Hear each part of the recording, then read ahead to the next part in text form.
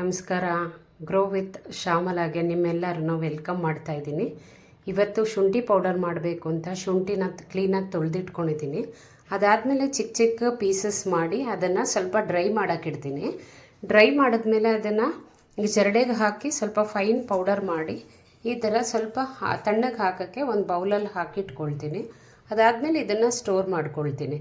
ಇದ್ರ ಮಲ್ಟಿಪರ್ಪಸ್ ಏನು ಅಂದರೆ ನಮಗೆ ಸಣ್ಣ ಆಗೋದಕ್ಕೆ ಉಪಯೋಗ ಆಗುತ್ತೆ, ಮತ್ತು ಅರ್ಜೆಂಟಾಗಿ ಶುಂಠಿ ಪೌಡರ್ ಏನಕ್ಕಾದರೂ ಬೇಕು ಅಂತಂದರೆ ಆವಾಗ ಯೂಸ್ ಮಾಡ್ಕೋಬೋದು.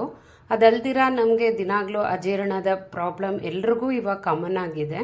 ಊಟಕ್ಕೆ ಮುಂಚೆ ನೀವು ನಿಂಬೆಹಣ್ಣು ಜೊತೆ ಇದನ್ನು ಸ್ವಲ್ಪ ಪೌಡರ್, ಒಂದು ಪಿಂಚ್ ಪೌಡರ್ ಹಾಕಿ ಅದನ್ನ ಮಿಕ್ಸ್ ಮಾಡಿ ಮೃದುವಾದ ಒಂದು ಹಾಟ್ ವಾಟರಲ್ಲಿ ಕುಡಿದ್ರೆ ನಮ್ಮ ಸ್ಟಮಕಲ್ಲಿರೋ ಇನ್ಫ್ಲಮೇಷನ್ ಕೂಡ ರೆಡ್ಯೂಸ್ ಆಗುತ್ತೆ. Thank you.